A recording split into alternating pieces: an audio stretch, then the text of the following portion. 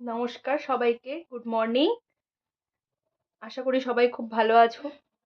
আমি পড়ানোর একটা ভিডিও দিয়েছিলাম, সেটা দেখছি সবার খুব ভালো লেগেছে। এবার অনেকেই অনেক কিছু জানতে চাইছে যে আমি পড়ানোরও ভিডিও দিই বা আমি তাদেরকে হেল্প করি, একটা স্টুডেন্টকে কি করে একজন স্টুডেন্ট একজন টিচারকে ভয় পাবে এবং ভালো পড়াশুনো করবে, একজন টিচার কিভাবে একজন স্টুডেন্টকে শাসন করবে।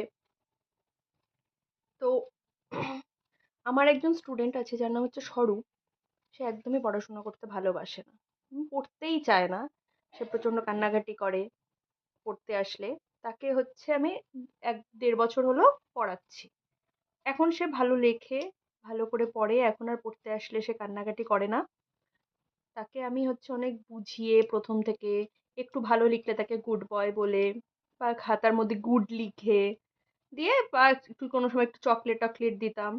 এই দিয়ে তাকে 1টা বছর পড়ালাম, দেখলাম না ধীরে ধীরে সে ইমপ্রুভ করছে, অনেকটা বেটার। এখন এখন সে পড়তে আসতে চায়, এখন আর সেই আগের মতন কান্নাকাটিটা করে না।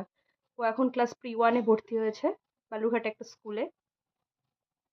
তাহলে চলো দেখে নিই কেমন লেখে।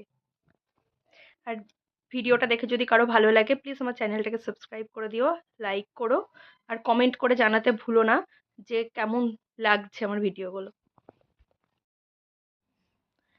হ্যাঁ, 46। এবার কি লিখবো? 740। 7 বানান কি?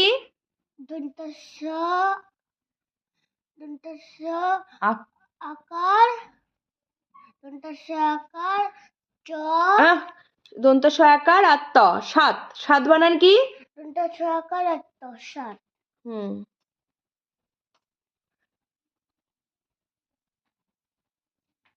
লেখো। মাত্রা হবে না অত বড়।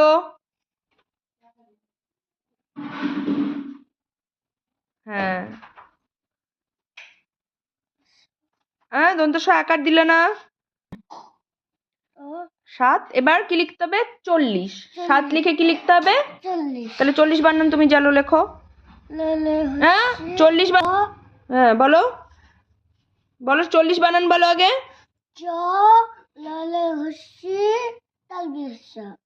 লিখতে হবে।